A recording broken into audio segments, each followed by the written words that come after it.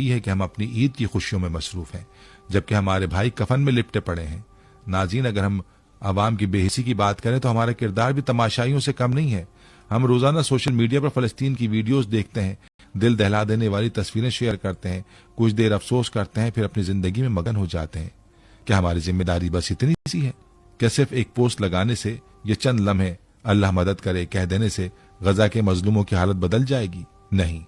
हम फलस्तीन के हक में हैशटैग चलाते हैं, वीडियोस पर अफसोसनाक लिखकर आगे बढ़ जाते हैं, मगर कभी खुद से पूछा कि क्या हमने वाकई उनके लिए कुछ किया है? हम अगर चाहें तो अपनी रोजमर्रा के फैसलों में ऐसी तब्दीली ला सकते हैं जो फलस्तीन के लिए मौसर हो। मसलन इसराइली मसनूआत का बाइकॉट, फलस्तीनी फलाही इदारों की मदद और अपनी हुकूमतों पर दबाव डालना कि वो अमली इक़दामात करें। मगर हम ऐसा नहीं करते क्योंकि हमें अपनी जिंदगियों की आसानियां ज्यादा अजीज हैं। हम में से अक्सर लोग फलस्तीन की तारीख तक नहीं जानते। हम जानते नहीं कि ये जुल्म कब और कैसे शुरू हुआ, कौन कौन से मजालिम ढाए जा चुके हैं और आलमी साजिशें क्या हैं। हम फलस्तीन के बारे में बस इतना ही जानते हैं जितना सोशल मीडिया पर नजर आता है। हमने कभी किताबें पढ़कर, तहकीक करके या गहराई में जाकर इस मसले को समझने की कोशिश की? अगर हम वाकई संजीदा होते तो आज हमारी सोच भी मुख्तलिफ होती और हमारा रद्द अमल भी।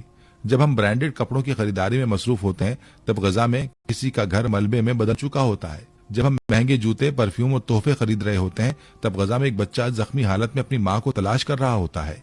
जब हम पार्कों में और तफरीह मकामात पर खुशियां मना रहे होते हैं तब गजा के किसी अस्पताल में बिजली न होने की वजह से एक मासूम दम तोड़ चुका होता है। नाज़रीन, ये तजाद हमें झंझोड़ता क्यों नहीं?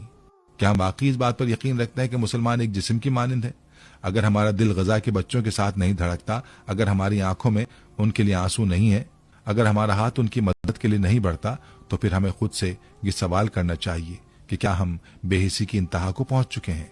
ये वक्त जागने का है। सोशल मीडिया पर सिर्फ जज्बाती पोस्ट लगाने के बजाय हमें अमली इक़दामात करने होंगे। हमें अपनी जिंदगी में कुछ हिस्से उन मजलूमों के लिए वक्फ करने होंगे। हमें अपनी तरजीहात बदलनी होंगी। हमें अपने हुक्मरानों को मजबूर करना होगा वो फलस्तीन के लिए खड़े हों, वरना ये बेहिसी हमारी अपनी बर्बादी का सबब बन जाएगी। नाज़रीन, हम में से अक्सर लोग सवाल करते हैं कि हम क्या कर सकते हैं? हम तो सिर्फ आम लोग हैं। मगर यही सोच हमें बेअमल रखती है। हर बड़ी तब्दीली एक फर्द के अमल से ही शुरू होती है। अगर हम वाकई फलस्तीन के मजलूमों का साथ देना चाहते हैं तो हमें अमली इक़दामात उठाने होंगे, न कि सिर्फ जज्बाती बयानात देने से इक्तफा करना होगा। गजा के लोग भूख, प्यास, बेघरी और तिब्बी सहूलियात की कमी का सामना कर रहे हैं। हमें चाहिए कि फलस्तीनी फलाही इदारों के जरिए अपनी इस्तिताअत के मुताबिक मदद करें। चंद 100 रुपए भी अगर इखलास के साथ दिए जाएं तो वो किसी भूखे के लिए खाने का इंतजाम कर सकते हैं, किसी जख्मी के लिए दवा खरीद सकते हैं या किसी यतीम के आंसू पूछ सकते हैं। आज के दौर में सोशल मीडिया सबसे बड़ा हथियार है। हमें चाहिए कि फलस्तीन के बारे में मुसद्दिका मालूमात, तारीख और जमीनी हकायक पर मबनी मवाद शेयर करें ताकि लोग सही तौर पर इस जुल्म को समझ सकें। सिर्फ एक तस्वीर या वीडियो शेयर कर देना काफी नहीं, बल्कि हमें ऐसी पोस्ट जो लोगों के जमीर को झंझोड़ दें, इन्हें अमली इक़दाम उठाने पर मजबूर कर दें। हम रोजाना ऐसी मसनूआत खरीदते हैं जिनकी आमदनी से इसराइल को माली फायदा होता है और यही पैसा फलस्तीनियों पर बमबारी में इस्तेमाल होता है। हमें चाहिए कि इसराइली मसनूआत और उन कंपनियों का बाइकआउट करें जो इसराइल की मुआवनत कर रही हैं और उसके बजाय फलस्तीनी मसनूआत को तरजीह दें।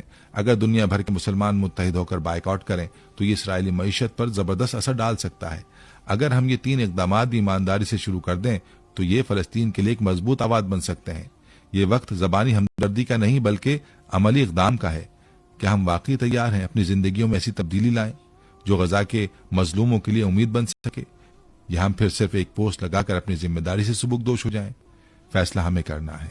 नाजरीन, अगर उम्मत मुस्लिमा वाकई एक जिस्म की मानिंद है तो फिर फलस्तीन के जख्मों पर मरहम रखने के लिए इज्तिमाई इक़दामात क्यों नहीं किए जा रहे? जब भी गजा पर बमबारी होती है मुस्लिम हुक्मरान मजम्मत के बयानात देकर खामोश हो जाते हैं। OIC इजलास बुलाती है, करारदादें पास होती हैं, मगर अमली इक़दामात कहीं नजर नहीं आते। मुस्लिम ममालिक के पास बेपनाह वसाइल, ताकत और सिफारती असर और रसूख मौजूद है, मगर वो खामोश तमाशा बने हुए हैं।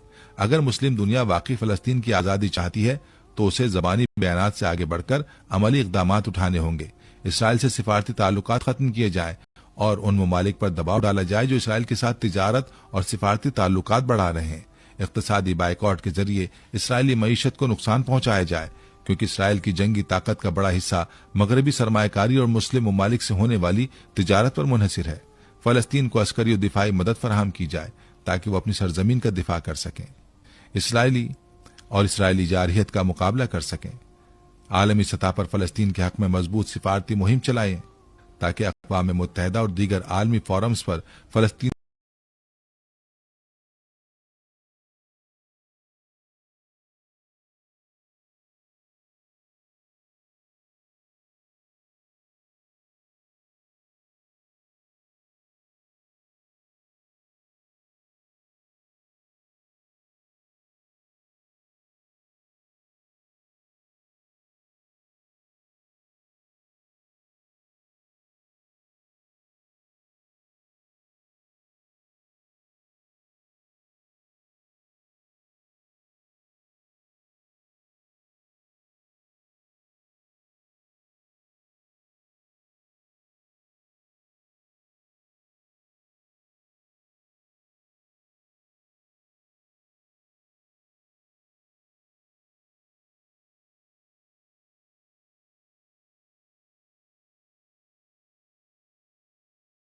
सिर्फ हथियारों से नहीं बल्कि इक़्तिसादी, सिफारती और सोशल मीडिया के मैदान में भी होनी चाहिए। ये वक्त सिर्फ मजम्मत करने का नहीं बल्कि अमली इक़दामात करने का है।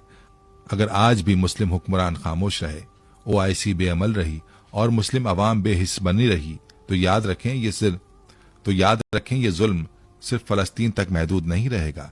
ये वक्त जागने का है, क्योंकि अगर आज हमने कुछ न किया तो कल हमें भी कोई बचाने वाला नहीं होगा। नाज़रीन जरा तसव्वुर करें, एक छोटा सा मासूम बच्चा जिसकी उम्र बमुश्किल 7 या 8 साल होगी, एक हाथ में अपने बोसीदा जूते पकड़े, दूसरे हाथ से अपने आंसू पोंछते हुए कैमरामैन के सामने खड़ा है और उसकी आंखें सूजी हुई हैं, चेहरा मिट्टी से अटा हुआ है, होंठ खुश्क हैं जैसे कई दिनों से प्यासा हो। वो अपने इर्द गिर्द बिखरी तबाही को देख रहा है। वो जगह जहां कभी उसका घर हुआ करता था आज मलबे का ढेर है। मेरे बाबा कहाँ हैं? वो मासूमियत से पूछता है। कोई जवाब नहीं देता, बस हवा के झोंके में उसके अल्फाज गूंज कर खो जाते हैं। फिर वो अपनी नजरें उठाता है, शायद किसी मौजे का इंतजार कर रहा हो, और धीरे से कहता है, मैंने बाबा से वादा किया था कि इस बार हम ईद पर नए कपड़े पहनेंगे, साथ में ईदी लेंगे और खूब हंसी खुशी गुजारेंगे, मगर बाबा तो चले गए। मैं ईद कैसे मनाऊं? ये बच्चा वो नहीं जो सिर्फ गजा की गलियों में रहता है। ये हर फलस्तीनी बच्चा है जो अपने वालिदैन, अपने बहन भाइयों और अपने प्यारों को खो चुका है। उसकी ईद नए कपड़ों, खिलौनों या मिट्टी से नहीं बल्कि आंसुओं और शुहदा के जनाजे से शुरू होती है। उसकी मुस्कुराहट छीन ली गई है, मगर क्या वाकई हम उसके दुख को महसूस कर रहे हैं? या हमने कभी सोचा है कि अगर हमारा ये बच्चा होता, अगर ये दुख, ये बर्बादी, ये महरूमी हमारे घर आती? शायद नहीं, क्योंकि अगर सोचते तो शायद हम खामोश नहीं रहते, शायद हम कुछ करते। ये बच्चा हमसे कुछ मांगता है, बस चाहता है कि हम उसे और उस जैसे लाखों फलस्तीनी बच्चों को फरामोश ना करें। वो चाहता है कि हम सिर्फ एक दिन नहीं, हमेशा फलस्तीन के हक में आवाज उठाएं। वो चाहता है कि हम इन मजलूमों के लिए अमली इक़दाम उठाएं, ताकि वो दिन आए जब ईद सिर्फ जनाजों का दिन ना हो बल्कि हकीकी खुशियों का दिन बने।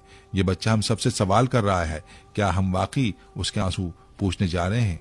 क्या हम वाकई उसके आंसू पूछने के लिए तैयार हैं, या हम फिर एक बार सब भूल कर अपनी ईद की खुशियों में गुम हो जाएंगे? नाज़रीन से अपील है कि हम वाकई जागने के लिए तैयार हैं। ये वक्त महज अफसोस करने, आंसू बहाने और चंद लम्हों के लिए जज्बाती होने का नहीं, ये वक्त जागने का है। नाज़रीन, ये थी हमारी आज की वीडियो। हम उम्मीद करते हैं कि आपको हमारी आज की ये वीडियो जरूर पसंद आई होगी। अगर आपको हमारी आज की ये वीडियो पसंद आई है तो आपसे गुजारिश करते हैं कि आप हमारे चैनल को जरूर सब्सक्राइब कर लें और साथ ही लगे बेल के बटन को भी प्रेस कर लें, ताकि आपके पास हमारी आने वाली मजीद मालूमाती वीडियोस का नोटिफिकेशन बर वक्त मिलता रहे। सब्सक्राइब के साथ साथ हमारी वीडियोस को लाइक भी करें और अपनी कीमती राय का इजहार कमेंट्स में जरूर करें। कमेंट्स में आप अपने सवालात भी हम तक पहुंचा सकते हैं।